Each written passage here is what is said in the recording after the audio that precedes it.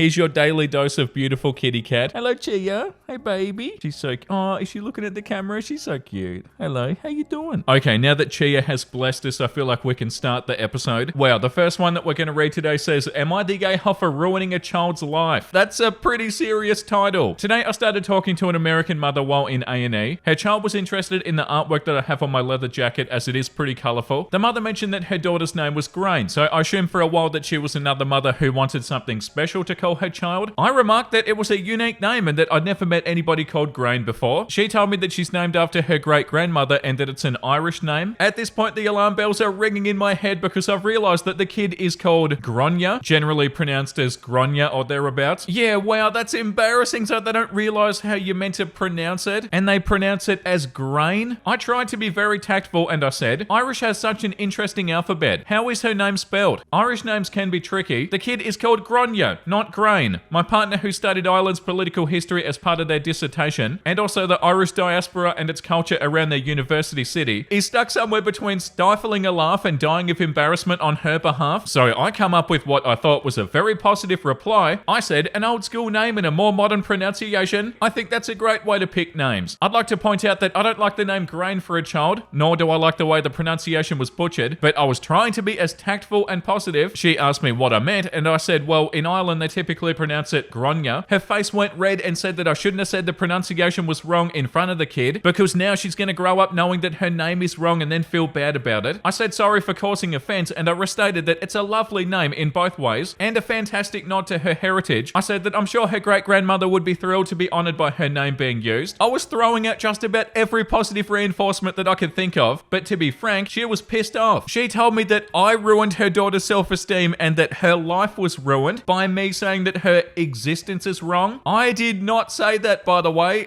I said that her name was pronounced atypically. Gronya, for context, was probably 2 years old and completely unbothered by the conversation until her mother got angry at me. She was just sitting there looking at the pictures on my jacket. The conversation was maybe 5 minutes long, but I managed to ruin this kid's life. Hindsight says that I should have kept my mouth shut and waited for somebody else in the city to say something. So, am I the gay hoe? Edit, spelling and syntax error, edit number 2. Some people have assumed that we're in the US. We're in the UK, in a city with lots of Irish people, an Irish centre and great folk scene too. Yeah, no, of course you're not the a-hole OP.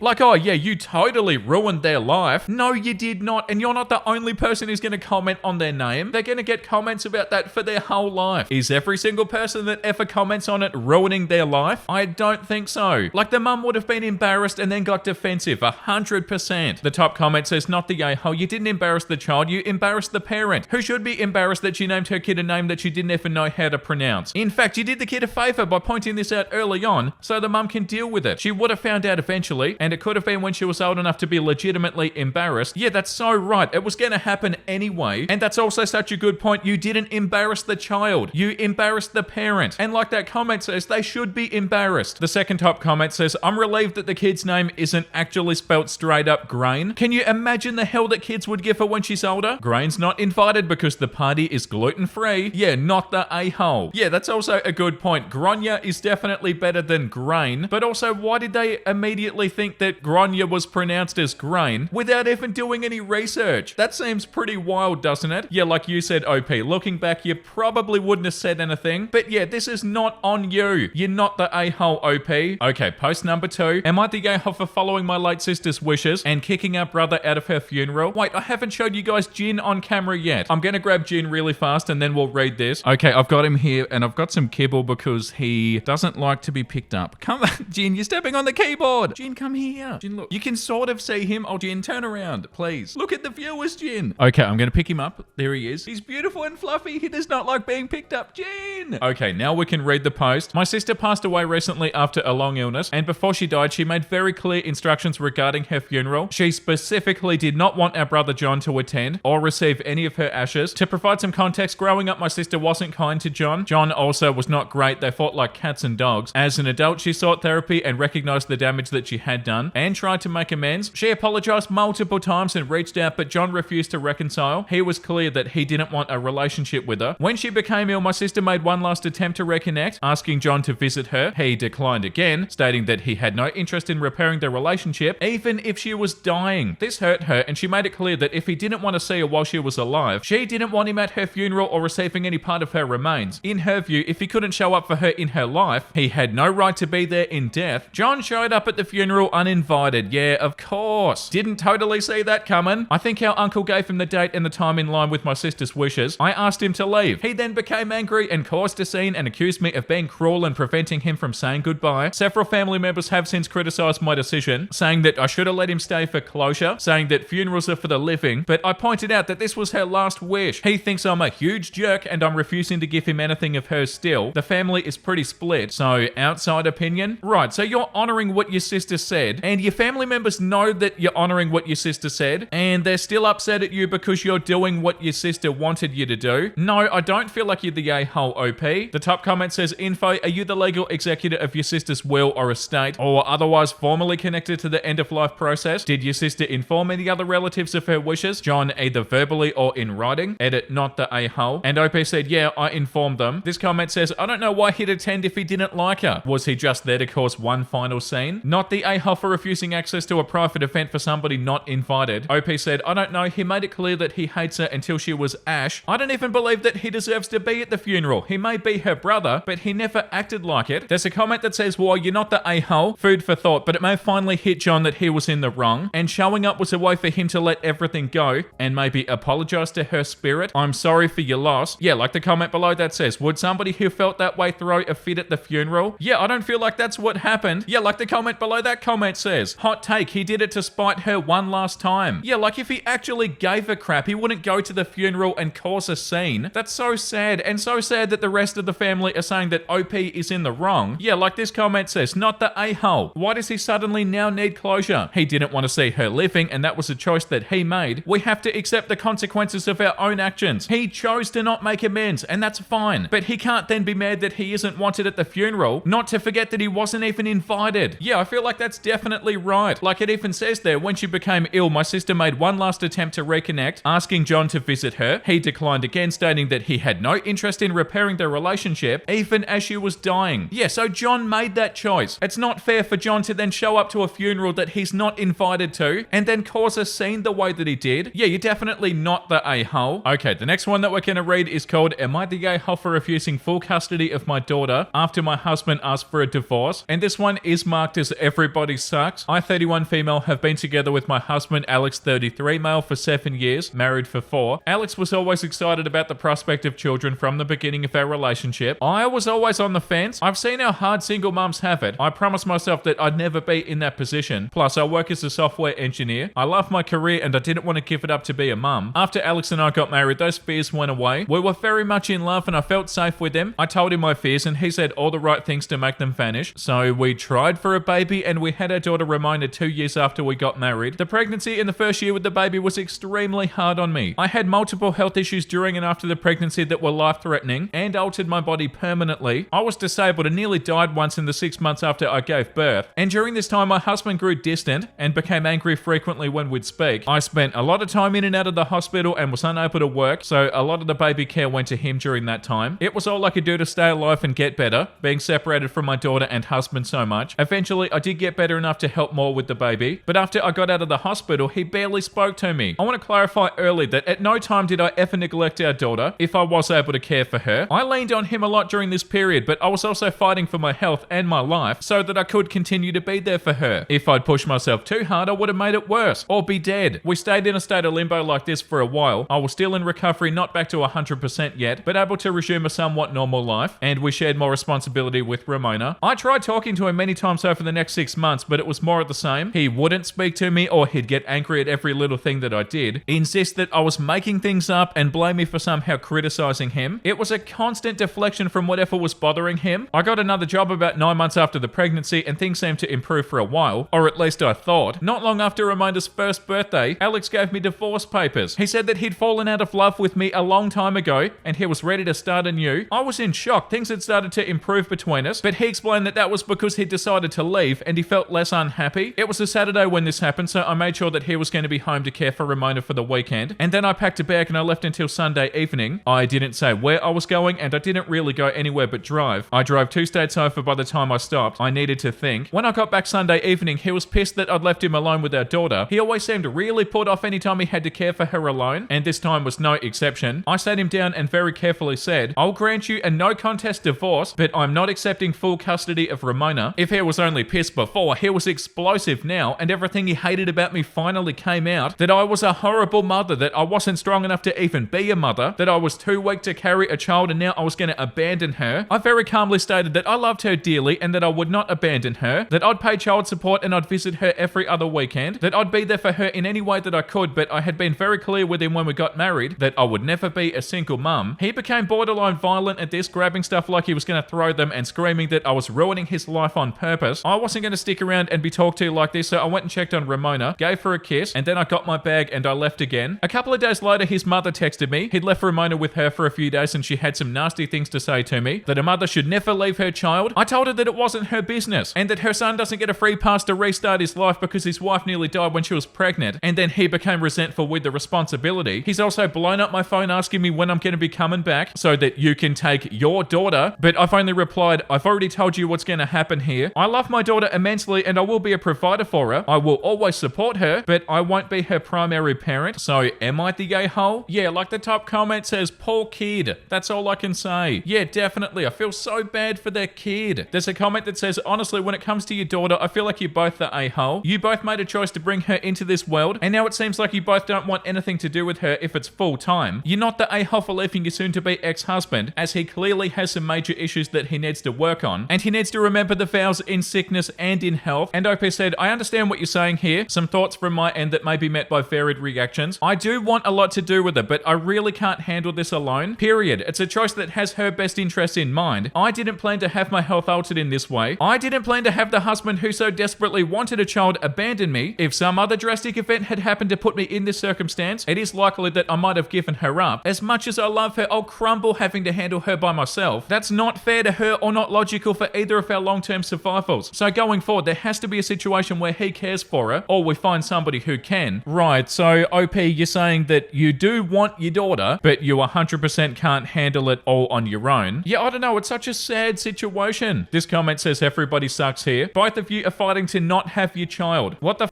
I get not wanting primary custody, but not even 50-50. She's only one. Find her a loving adoptive family and both sign over your rights. This poor kid does not deserve the resentment that you're both gonna pile on her. Yeah, that's such a good point. It's super unfair on their child. This comment says, have you looked into adoption? I wouldn't trust your husband with her. I'm sure you could find a nice family for her, better than raising her feeling unwanted. The comment below that says, yeah, for real. I'm impressed with OP's ability to recognize that she wouldn't be a good mother. I think not enough people have that level of introspection, but damn, what a terrible situation for their daughter. Nobody is really thinking about this child. I mean, OP says that her husband was borderline violent and then abandons her kid to his care. Jesus Christ. Yeah, that's so bad. Post number 4 says, would I be the gay hole if I withdrew my daughter from sports against my wife's wishes? My daughter, 15 female, is a competitive gymnast. Her team travels all over the country to compete. She's a sophomore in high school and wants to stop competing because her body hurts. She's at the gym 14 hours a week. She lacks the drive and passion for the sport and she wants to do more high school stuff and concentrate on studies. She's an honor roll student and takes AP classes in sophomore year. My wife, 43 female, is against it because my daughter's season just started and she made a commitment to the team and she would see it through. We also spent $1,800 this summer on camps and sessions to help her get better. She thinks that my daughter's going to become lazy and want to hang out with friends, and her chores and schoolwork are going to suffer. I, 43 male, understand my wife's point about the commitment to the team and the money. I also understand my daughter's point about being sore, as I used to be a weightlifter and wanting to be more active in high school. I'm trying to find middle ground, but I don't think it exists here. My gut is to protect my daughter and take her out of sports, but I know that it'll put me in the doghouse big time. I feel stuck between a rock and a hard place. No, I don't feel like you'd be the a-hole here, OP, because you're listening to what your daughter wants. Yeah, like this comment says, not the a-hole. Also, listen to your daughter. Her reasons for wanting to stop the sport are valid. Forget about the money, that's gone. And about her behavior, I'm kind of shocked that your wife doesn't believe in her own daughter. Really, an honor roll AP student isn't going to change overnight. It sounds like your mum is only one of those dance mums, only for gymnastics. Just reread. Logically, at the start of the season is the best time to pull out. The best time would be at the end of the previous one. Also, your wife says daughter made a commitment to the team, so she cares more about the team than her own daughter. Wow. Yeah, that's a good point. The mum needs to believe in their daughter. It doesn't sound like they're suddenly going to become lazy and not do stuff, or like whatever the mum's concern was, doing chores and schoolwork, and that's going to suffer and she'll become lazy. And also, that's not to mention the whole body hurting stuff. Like, I'm sure your daughter is serious about her body hurting, and your daughter obviously also doesn't feel the same way about it that she used to, about being a competitive gymnast. So no, I definitely don't feel like you'd be the a-hole here, OP. The daughter's not being unreasonable either, and I feel like it's definitely good that you're listening to your daughter, OP. The next one says, am I the a-hole for telling my daughter she actually has to do things to get celebrated? I have a 16-year-old daughter, Caddy, and a 14-year-old Jake. Jake is more of an achiever. He's involved in sports and does great in school, and recently won an award for community volunteering. We have been celebrating his achievements, usually with a dinner out. Caddy, on the other hand, doesn't do much. She hasn't been putting effort into anything lately. She basically goes to school and then exists in the house. She spends her free time on her phone or watching TV, doesn't have any hobbies or interests outside of her friend group, and doesn't put much effort into schoolwork. This results in her not getting many celebrations outside of her birthday. We stopped forcing her to do sport or other clubs when she hit high school. Caddy came to me and said that she feels it's unfair that we celebrate Jake, and I decided to have a conversation with her. I sat her down and I explained that we love her just as much, but if she wants to be celebrated like Jake, she needs to put effort into something. I said she should try finding something that she's passionate about, or work harder in school, that she should make her own goals to work towards. I thought I was being honest, but also gentle. Caddy did not take it well. She exploded, accusing me of playing favorites, and said that it was unfair that Jake gets all the attention just because he's always doing stuff. She even lashed out at Jake, telling him that he was the golden child, and that she was tired of hearing about how great he was. Jake was hurt by her outburst, and now things are awkward between them. Caddy has been avoiding both me and her brother since, staying in her room or giving us the silent treatment. My husband thinks I could have phrased it better, but I believe it was an important reality check for her. If she isn't doing anything, then there isn't anything to celebrate. Edit for everybody claiming that I never talk or am around my daughter. She just went apple picking with her father this weekend. I'm spending almost every day teaching her how to drive. We went shopping and a spa day earlier this month. Her father is teaching her how to change tires and how to do basics on the car. That's been happening every weekend for months. Me and her have been watching a show every Thursday with her for months, and that's only this month. This comment says, so not the a-hole, because it does feel like a mismatch of expectations, but it is worth reframing your perspective. Achievements are so subjective. Like, sure, getting A's and awards are a standard concept of achievement, but so is getting B's or saving $100 or redecorating your room, making friends, or even just being a good friend, putting together an awesome outfit, getting somewhere on time. Everybody is on a different level, but it feels like your benchmark of success or even effort is the same for everybody, regardless of their skills or interests. Instead of pushing her to achieve something based on somebody else's, her brother's, or your barometer and definition of a goal, you should talk to her about what she feels like she's achieved or put effort into recently. Not only would that bring you closer into her world, but it would help you both realize what she's capable of or what she wants from her life, but it would also develop trust and make her feel valued for who she is, not who you wish you would be or think that she'd be. It's not just about celebration, it's about appreciation and feeling that you're putting effort into recognizing and loving her. Edit, some of y'all are missing the point. Helping your kid develop their own sense of achievement is so wildly valuable for their mental health and their enjoyment in life. Feeling obligated or bending backwards to chase other people's ideas of success or measure your worth by somebody else's yardstick is a waste of life. This is applicable to anybody, not to mention the immeasurable value of this for neurodivergent folks. Yeah, for sure, but then OP also said this comment, I can't even celebrate effort because she isn't doing anything. She comes home and watches TV. That's why I suggested a goal for her to go towards. Yeah, right, okay. This comment says, not the a-hole. Not all kids are the same. You're essentially telling her that you're measuring her against Jake's yardstick. Each person is different in how they're motivated and their interests and their abilities. I get your intention and I don't fault it, but maybe you shouldn't have made a direct comparison by saying if you want to be celebrated like Jake. The next one that we're going to read is on the Entitled People subreddit. Entitled woman who thought that she owned the park. Justice served. So this happened a few months ago and I still think about it. It was one of those rare moments when the universe actually balances out a situation perfect. I live near a park where a lot of people from the neighborhood go to relax or walk their dogs or just hang out. There's also this homeless guy, I'll call him Tim, who's been living near the park for a while. Tim's actually a pretty nice guy. He doesn't bother anybody, always picks up after himself, and even cleans the park sometimes. He's got a little spot with a bench and some blankets, and that's where he he stays. People in the community sometimes bring him food or coffee, and he never asks for anything. Well, one day I was out walking my dog and I saw this woman, classic Karen vibes, marching over to where Tim was sitting, minding his own business. She had one of those expensive yoga mats under her arm and a tiny dog on a leash. You could tell that she was looking for a reason to cause trouble. She stops in front of Tim and starts berating him about he shouldn't be in her park, that he was ruining the view and how he needed to get a job and stop being lazy. She was loud, rude, and drawing attention, but Tim just sat there calmly explaining that he wasn't hurting anybody and he had every right to be in the park like anybody else. She, of course, wasn't having it. She threatened to call the cops and have him removed for trespassing, even though it's a public park. A small crowd started forming because she was causing such a scene. A couple of us tried to step in, but she wasn't listening to anybody. She eventually pulled out her phone and called the cops, making it sound like Tim was some kind of dangerous vagrant harassing her, which was a total lie. But here's where it gets good. The cops arrive and this woman puts on her best victim performance, saying how she feels threatened and unsafe with Tim around. Tim stays totally calm and tells the cops exactly what happened, but it's super clear the woman expects them to side with her, but the cops don't. Turns out the officers knew Tim. The cop says, "Oh, hey Tim, how's it going?" They talk for a minute and it's clear that the officer knows Tim isn't some dangerous guy, just a homeless man down on his luck who's never caused any trouble. The cop then turns to the woman and says, "Ma'am, this is a public park. Tim's got every right to be here, like you do." Her face completely changes and she starts sputtering, saying how it's unacceptable that people like him are allowed in places like this. She keeps on pushing, asking if the officer can do something to remove him. The cop's response, "Ma'am, if you keep causing a disturbance, you'll be the one removed from the park." Boom, you could hear a pin drop. Everybody was laughing at this point. The woman huffed and puffed and grabbed her dog and stomped away, clearly embarrassed that her entitled attitude had backfired. After she left, some people in the park came over and gave Tim some food and drinks, just to show support. The cop hung out for a bit to make sure everything was okay and chatted with Tim like they were old friends. It was such a satisfying moment seeing this entitled woman get shut down and realizing that just because you're loud and obnoxious doesn't mean that you're in the right. Tim's still there at the park and it now seems like people look out for him even more. Justice served. Oh my god, that was so satisfying to read. Yeah, get out of there, entitled person. That's so frustrating that people feel like they can act like this. Yeah, frustrating and also sad. Okay, after what we've read today, I've got a cute wholesome meme to show you guys. I've been very worried about cheesecake lately because she's so bulbous. I was worried about worms, or worse, fluid buildup from FIP. I took her to the vet yesterday. They ran some tests looking for fluid. I was stricken with anxiety. My heart was racing. Untreated FIP is usually fatal to kittens, and losing cheesecake would be too much. The vet comes back into my room and hands me the carrier with cheesecake back in it. Her face doesn't indicate much. She looks at me. I look at her. I'm terrified. "Just fat," she says. "Cheesecake is just fat."